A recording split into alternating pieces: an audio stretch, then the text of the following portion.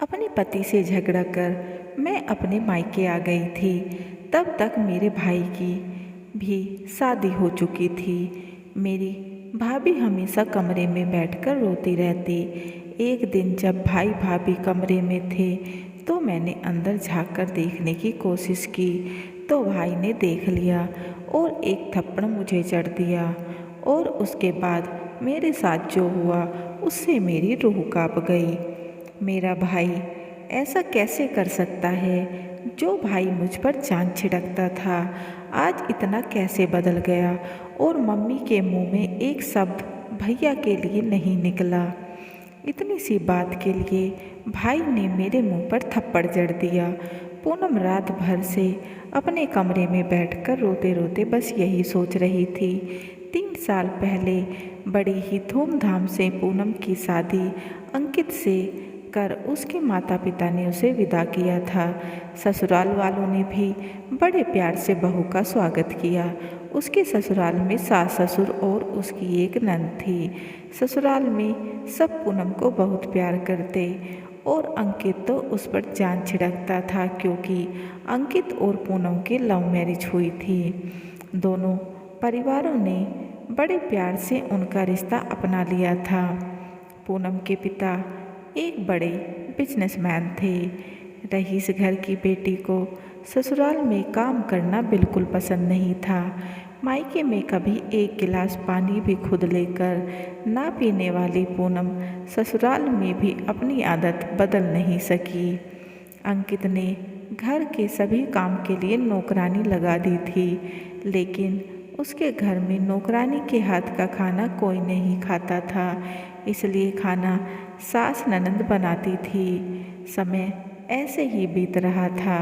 अब पूनम की शादी को करीब 10 महीने बीत चुके थे। एक दिन उसकी सास ने उसे रसोई घर में बुलाकर बड़े प्यार से कहा, बेटी अब रसोई घर संभालना शुरू कर दे।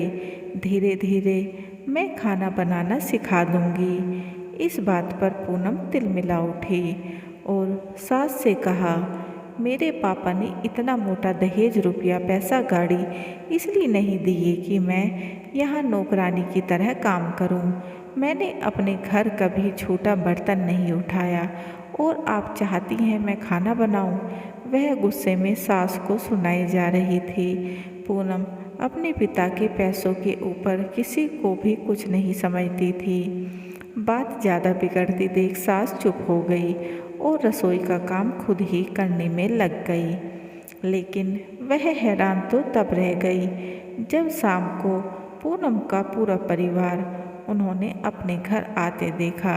वह कुछ समझ तो गई थी, लेकिन फिर भी सास ने बड़े आदर सत्कार से उनका स्वागत किया और अपनी बहू को बुलाया। बस बस समधन जी, फालतू का ड्रामा मत ही करो।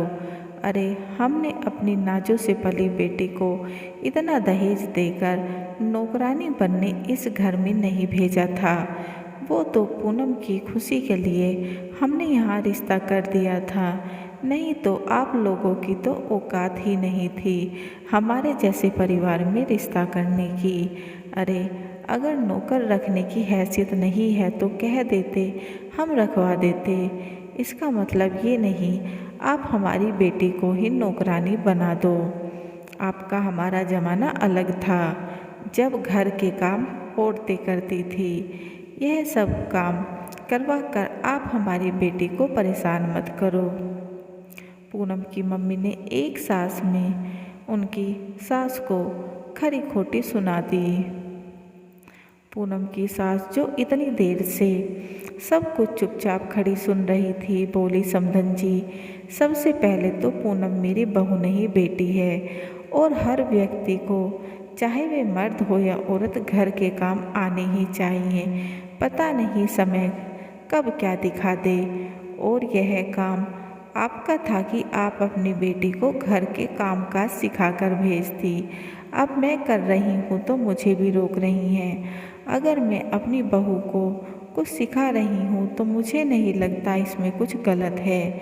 जब घर में यह सब चल रहा था तब तक अंकित व उसके पिता भी काम से वापस आ चुके थे और घर के दरवाजे पर ही सब बातें उन्होंने सुन ली।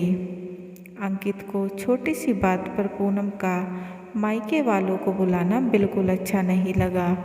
उसने पूनम को गुस्से में डांट दिया तो पूनम तिलमिला उठी और उसी समय अपना सामान पैक कर अपने परिवार के साथ मायके लौट आई। पूनम के सास ससुर ने उसे बहुत समझाने की कोशिश की कि वापस ससुराल आने को बार बार कहा, लेकिन पूनम टस से मस नहीं हुई। समय बीतता रहा। अंकित ने पूनम के बर्ताव के लिए अपने माता पिता से माफ़ी मांगी पसंद से जो ब्याह कर लाया था, लेकिन पूनम की किसी बात से कोई फर्क नहीं पड़ रहा था। बस वह मस्ती से अपने मायके में समय बिता रही थी।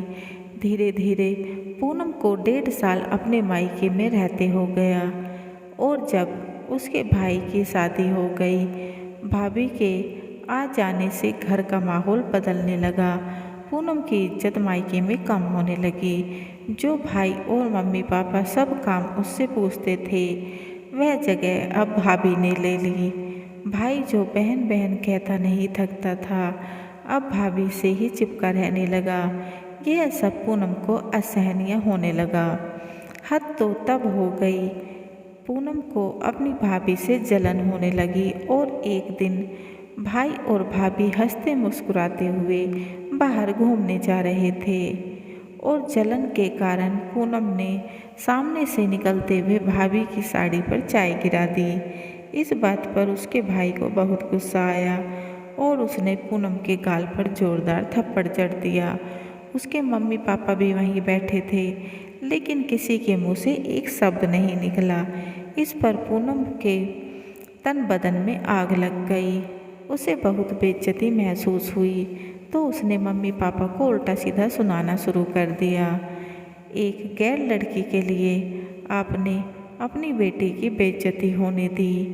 आप दोनों के मुंह से भाई के लिए एक शब्द नहीं निकला।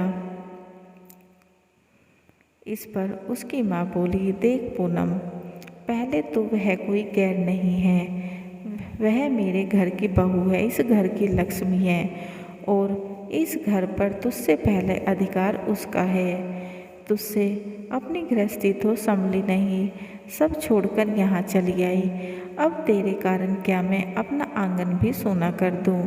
माँ की बातों ने पूनम को झंझोड़ कर रख दिया।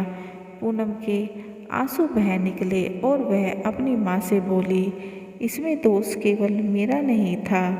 अरे मैं तो ना समझ थी, लेकिन आपको तो समझ थी। अगर उस दिन भी आप इसी सोच के साथ मुझे समझाती तो मेरा संसार नहीं बिखरता। वाह माँ, बेटी के लिए अलग सोच और बहू के आते ही आपको घर संसार समझ आ गया।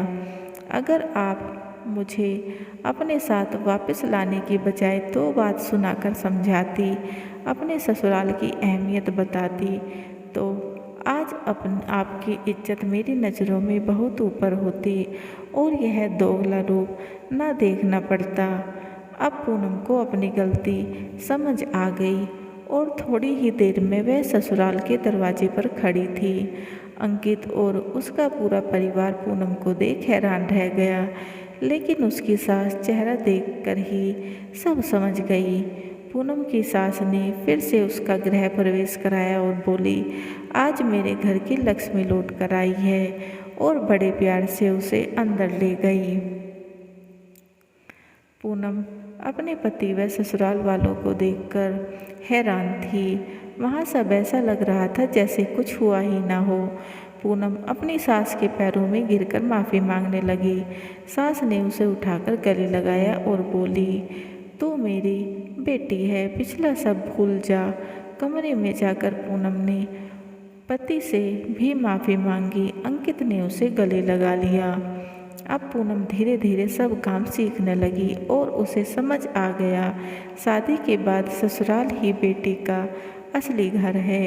कहानी कैसी लगी कमेंट बॉक्स में ज़रूर बताएं और चैनल को लाइक एंड सब्सक्राइब करना ना भूलें, बेल आइकन को ज़रूर दबाएं ताकि ऐसी ही अच्छी अच्छी कहानियों के नोटिफिकेशन आपको मिलते रहें। And please guys support my channel.